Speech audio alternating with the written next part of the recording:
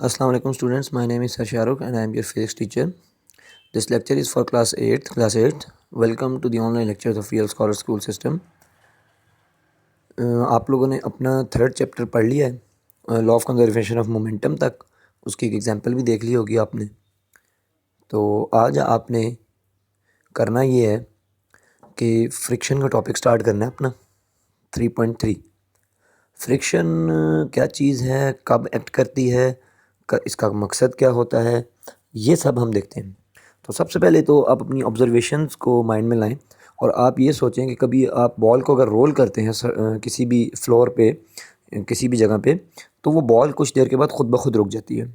इसी तरह आप साइकिल चला रहे हों तो आप पैडलिंग करते हैं तो साइकिल चलती है। जब आप पैडलिंग करना छोड़ देते हैं तो कुछ देर के बाद साइकिल रुक जाती है। इसी तरह आप कोई भी और एक सरफेस को दूसरी सरफेस के ऊपर अगर आप मूव करवाना चाहते हैं या उनको आपस में रब करते हैं तो आपको मुश्किल पेश आती है। ठीक है, तो ये सब मुश्किल पेश आना रब करवाने में, या आपकी बॉल का रुक जाना, या साइकिल का पैडलिंग छोड़ने के बाद रुक जाना, ये सब क्यों हो रहा है? This all is possible due to the force of friction. तो फ्रिक्शन जो है वो एक फ़ोर्स है आपकी, जो ऐसी फ़ोर्स है जो आपके मोशन को अपोज़ करती है या रेजिस्ट करती है कि कोई भी बॉडी मूव ना करे, और अगर मूव कर रही है तो उसे रोकने की कोशिश करती है। यानी आप डेफिनेशन अगर देखें तो फ्रिक्शन आपके पास क्या है? The force that opposes the motion of moving objects. ठीक है, तो अब फ्रिक्शन एक्ट कब करेगी? फ्रिक्शन तब एक्ट करना शुरू होगी, यानी कब अमल में आएगी फ्रिक्शन तब अमल में आएगी जब आप किसी एक बॉडी को दूसरी बॉडी के या किसी एक ऑब्जेक्ट को किसी सरफेस के ऊपर पुश करें, पुल करें या रोल करें। ठीक है, तो इन केस ऑफ सॉलिड्स के केस में क्या होता है? दो बॉडीज़ के दरमियान जो फ्रिक्शन होती है, ठीक है, यानी दो बॉडीज़ के दरमियान, यानी आप जब दो सॉलिड्स को आपस में रब करते हैं या उनको एक बॉडी को दूसरी के ऊपर मूव करवाते हैं तो वो फ्रिक्शन उस टाइम एक्ट करेगी उसकी सरफेस के ऊपर, यानी आपको मूव करवाने से रोकेगी। लेकिन वो कितनी ज़्यादा होगी फोर्स ऑफ फ्रिक्शन, या कितना ज़्यादा रोकेगी, ये किस पे डिपेंड करेगा? तो इसके दो फैक्टर्स हैं, यानी बहुत सारे हो सकते हैं फैक्टर्स, बट आपकी बुक में दो फैक्टर्स हैं। ठीक है, for example number 1, the nature of the surfaces जो आपस में कॉन्टैक्ट में हैं, and second one is the pressing force between them, कि उनके दरमियान प्रेसिंग फोर्स कितनी है, यानी कि उन दोनों सर्फेसिस की नेचर कैसी है, वो स्मूथ हैं, रफ़ हैं, या किस तरह की हैं वो सर्फेसिस, और उनको मूव करवाते वक्त एक दूसरे के ऊपर कितना ज़्यादा फोर्स से उसको प्रेस करके एक दूसरे के साथ रब किया जा रहा है या फोर्स करवाया जा रहा है। यानी आप इनको एक और सेंस में भी ले सकते हैं कि जो बॉडी किसी सरफेस के ऊपर मूव कर रही है या रोल कर रही है तो उसका वेट कितना है, यानी वो कितनी फोर्स से नीचे सरफेस के ऊपर फोर्स लगा रही है या प्रेस कर रही है उसको। तो वो जितनी ज़्यादा प्रेसिंग फोर्स होगी, ठीक है, या अगर आप अपने हाथों को देखें, हाथों को लें और दोनों हाथों को आपस में रब करें और बहुत ही हल्का सा ज़ोर दें एक दूसरे के ऊपर हाथों का, और आप उनको रब करें तो आपको आसानी होगी, आसानी से आप अपने हाथ रब कर लेंगे। लेकिन अगर आप बहुत ज़्यादा प्रेस करें दोनों पाम्स को, अपनी हथेलियों को, और फिर मूव करें तो आपको मूव करने में मुश्किल होगी। ठीक है, इसी तरह यहाँ पे और भी काफ़ी सारी एग्जांपल्स आपकी बुक में लिखी हैं। ठीक है, तो यहाँ पे आप देखें, यहाँ पे आप रीड करें तो आपको पता चलेगा। तो इसका मतलब ये है कि सरफेस की नेचर, यानी सरफेस कितनी रफ़ है, कितनी स्मूथ है, उस पर, और कितनी प्रेसिंग फोर्स है उन दोनों सरफेस के दरमियान while they are in motion with respect to each other, इन दो पे डिपेंड करती है फोर्स ऑफ फ्रिक्शन। तो सरफेस अगर स्मूथ है तो फोर्स ऑफ फ्रिक्शन कम होगी, सरफेस अगर रफ़ है तो फोर्स ऑफ फ्रिक्शन ज़्यादा होगी। ये आप चीज़ें ऑब्ज़र्व करेंगे, लेकिन ऐसा क्यों होगा अब ये देखते हैं। प्रेसिंग फोर्स ज़्यादा होगी तो भी फ्रिक्शन ज़्यादा होगी, प्रेसिंग फोर्स कम होगी तो फ्रिक्शन कम होगी। बट ऐसा होगा क्यों, हम ये देखते हैं। और या हम यूँ कहें कि फ्रिक्शन ही आखिर क्यों होगी। तो फ्रिक्शन क्यों होगी, यानी फ्रिक्शन होगी का मतलब यह है कि फ्रिक्शन अपोज क्यों करेगी मोशन को, यानी हमारा मोशन रेजिस्ट क्यों होगा। तो उसके लिए हम ये स्टेटमेंट देखेंगे यहाँ से आगे कि कोई भी सरफेस, ठीक है, कोई भी सरफेस आपकी स्मूथ नहीं होती परफेक्टली। अगर नज़र स्मूथ आ भी रही हो तो माइक्रो लेवल पे उसके ऊपर बहुत बहुत ज़्यादा अप्स एंड डाउन्स होते हैं, या पिट्स एंड बम्प्स आप कह सकते हैं, या आपकी बुक में उसका नेम रखा गया है कोल्ड वेल्ड्स। ठीक है, कोल्ड वेल्ड्स क्या मतलब है कि कोल्ड वेल्ड्स आपके पास यहाँ से आप देखें तो ये दो सरफेसेस आपको नज़र आ रही हैं, इन दोनों को आपस में एक दूसरे के ऊपर आप रब कर रहे हैं। ठीक है, तो ये जो इनकी सरफेस के दरमियान में जो इनका कांटेक्ट पॉइंट है, वहाँ पे आप अगर माइक्रोस्कोपिक लेवल से देखें तो आपको क्या नज़र आएंगे, अप्स एंड डाउन्स। इन्हें आपने क्या नाम दिया है, कोल्ड वेल्ड्स। ठीक है, जो कांटेक्ट पॉइंट्स हैं बिटवीन द टू सरफेसेस जो आपस में इंटरेक्ट कर रही हैं, उसे आप क्या नाम देते हैं, उन्हें कोल्ड वेल्ड्स का नाम देते हैं। ये कोल्ड वेल्ड्स बेसिकली आपके दो ऑब्जेक्ट्स का आपस में रिलेटिव मोशन को अपोज करती हैं या फिर रोकती हैं इसको मूव करने से एक ऑब्जेक्ट को दूसरे के ऊपर। तो अब जितनी ज़्यादा ये कोल्ड वेल्ड्स होंगी उतनी ज़्यादा अपोजिशन टू द मोशन आएगी, यानी उतनी ज़्यादा फ्रिक्शन प्रोड्यूस होगी।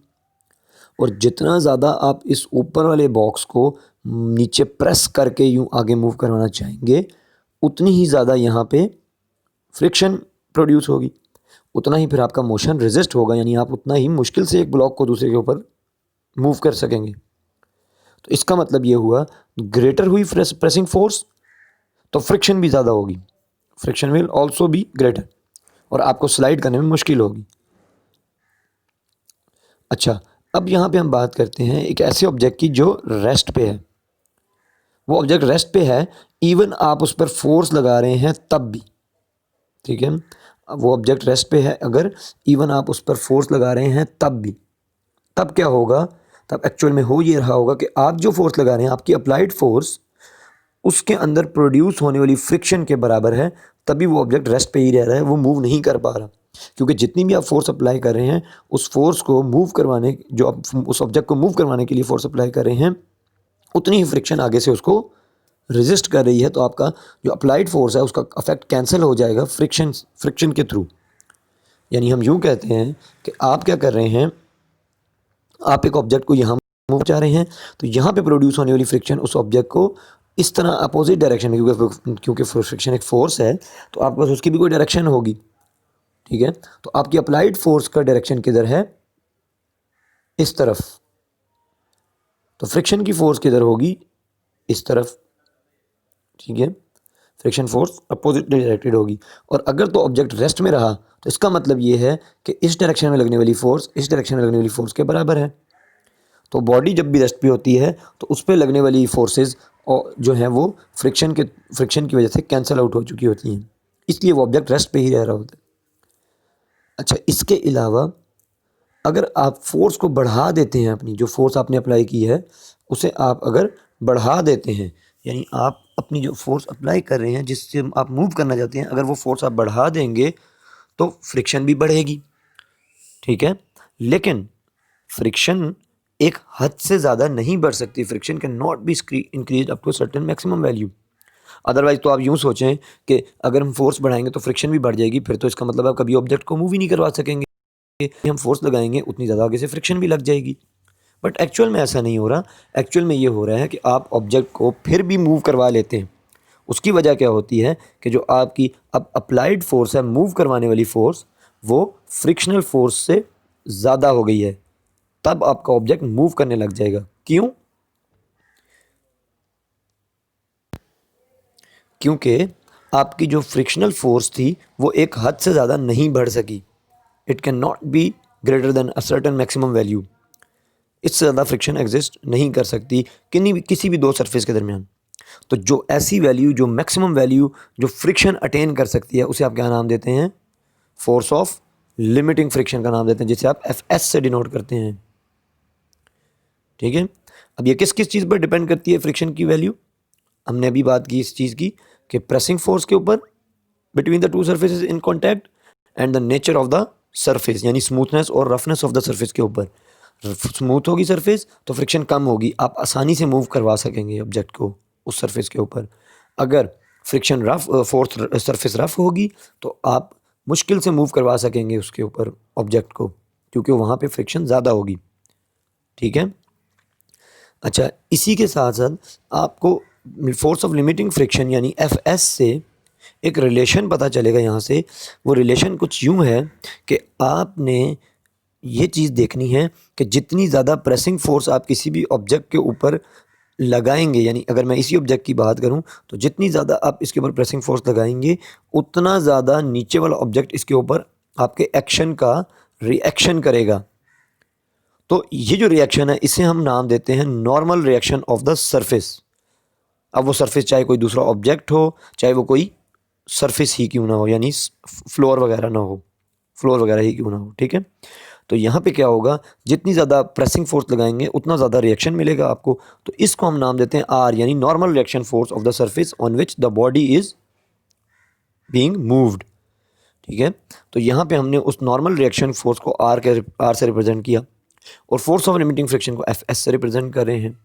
तो इन दोनों के दरमियान जो रेशो होती है आपके पास, किस किस के दरमियान, फोर्स ऑफ लिमिटिंग फ्रिक्शन के दरमियान and normal reaction of the surface के दरमियान, वो रेशो कितनी होती है। रेशो मीन्स इन दोनों का डिवीजन कितना होता है, एक कांस्टेंट के बराबर आता है, जिस कांस्टेंट को हम क्या नाम देते हैं, कोफिशिएंट ऑफ फ्रिक्शन। और उसको रिप्रेजेंट किससे करते हैं, इस यू की तरह के साइन से, जिसे आप क्या नाम देंगे, म्यू, ठीक है। अब इस म्यू का फार्मूला आपके पास क्या बन गया, force of limiting friction divided by normal reaction force. अगर मैं इस आर को इधर ला के मल्टीप्लाई कर दूं तो maximum force of limiting friction जो आपके पास एक मैक्सिमम वैल्यू ऑफ फ्रिक्शन हो सकती है, वो किसके बराबर हो सकती है, coefficient of friction multiply by the normal reaction force of the surface, ठीक है। अब अगर आपको ये बात पता है, आपसे मैंने अभी डिस्कस किया इस चीज़ को, कि थोड़ी देर पहले डिस्कस किया कि अगर आप प्रेस ना भी करें फिर भी कोई वेट तो उस ऑब्जेक्ट का डाउनवर्ड एक्ट कर ही रहा है नीचे वाली सरफेस के ऊपर। तो जितना वेट होगा उतनी ही नॉर्मल रिएक्शन फोर्स नीचे वाला ऑब्जेक्ट उस पर लगाएगा, यानी नीचे वाली सरफेस उस पर लगाएगी एज अ रिएक्शन। तो यहाँ पे आप आर को क्या लिख सकते हैं, वेट के इक्वल लिख सकते हैं। और आपको पता है वेट किसके बराबर होता है, W is equal to M G. तो जब आपने आर की जगह एम जी को इस इक्वेशन में पुट किया तो आपके पास क्या बन गया, F S is equal to mu M G. तो ये आपके पास maximum force of limiting friction है किसी भी दो सरफेसेस के दरमियान, ठीक है। यहाँ पे आप साइड पे देखें, आपकी बुक में इस पेज नंबर 73 के ऊपर आपको कुछ मटेरियल्स के कोफिशिएंट ऑफ फ्रिक्शंस गिवन है। यानी अगर दो सरफेसेस आप लें, ग्लास और ग्लास, उन दोनों को आपस में आप मूव करवाएंगे तो जितनी भी आप प्रेसिंग फोर्स लगाएंगे उसके ऊपर, ठीक है, जितनी भी आप प्रेसिंग फोर्स लगाएंगे उसी के रिस्पेक्ट से कोई नॉर्मल रिएक्शन फोर्स को देगा आपको, और उसी के रिस्पेक्ट से उसमें कोई फ्रिक्शन क्रिएट होगी। तो उन दोनों की जो क्रिएट होने वाली फ्रिक्शन है उसकी, और जो आप वेट अप्लाई करेंगे या प्रेसिंग फोर्स आप लगाएंगे उसकी रेशो आपके पास क्या आती है, इस केस में ग्लास और ग्लास के केस में 0.9, ठीक है। तो ये डिफरेंट सरफेसेस के दरमियान म्यू यानी कोफिशिएंट ऑफ फ्रिक्शन गिवन है। अब कोफिशिएंट ऑफ फ्रिक्शन अगर कोई पैरामीटर आप फाइंड कर रहे हैं तो आप यकीनन ये सोचेंगे कि इसका कोई यूनिट भी होगा, क्योंकि फिज़िक्स में हम जब भी किसी पैरामीटर या क्वांटिटी की बात करते हैं तो उसके किसी ना किसी यूनिट की बात की जाती है और उसकी सिंबॉलिकल रिप्रेजेंटेशन की बात की जाती है और क्वांटिटी की बात की जाती है कि वो वेक्टर है या स्केलर। तो यहाँ पे आप देखें कि यहाँ पे म्यू जो है दो सिमिलर क्वांटिटीज़ के दरमियान रेशियो है, ये भी फोर्स है और ये भी फोर्स है, वेट भी आपके पास न्यूटन्स होते हैं और फोर्स ऑफ फ्रिक्शन भी अगर फोर्स है तो उसका यूनिट भी न्यूटन होगा। तो यहाँ का न्यूटन नीचे वाले डिनोमिनेटर के न्यूटन से कैंसिल आउट हो जाएगा, तो आपके पास म्यू का कोई यूनिट नहीं आएगा। तो म्यू जो है वो एक कोफिशिएंट है जिसका कोई यूनिट नहीं है, because it is the ratio between two similar quantities. तो सिमिलर क्वांटिटीज़ हैं तो उनके यूनिट सिमिलर होंगे और वो कैंसिल आउट हो जाएंगे। तो आज के लिए यहाँ तक काफ़ी है। इसके बाद आगे हम मज़ीद क्वेश्चनिंग मज़ीद डिटेल हम देखेंगे आपके फ्रिक्शन टॉपिक से ही रिलेटेड, और साइड बॉक्सेस को भी डिस्कस करेंगे, और नोट्स में से रिलेटेड क्वेश्चन जो हैं वो मैं आपको भी बता देता हूँ, वो आप देख लें, आप उनको पढ़ें और याद करें। ये आज का आपका होमवर्क होगा। कहाँ तक, क्वेश्चन नंबर 26, क्वेश्चन नंबर 26, 27, 28, 29, ये 4 क्वेश्चंस आपका आज के टॉपिक से रिलेटेड हैं। इनको आप गौर से देख लें। टॉपिक 3.3 है फ्रिक्शन, और क्वेश्चन 26, 27, 28, 29, ये 4 क्वेश्चंस आपने।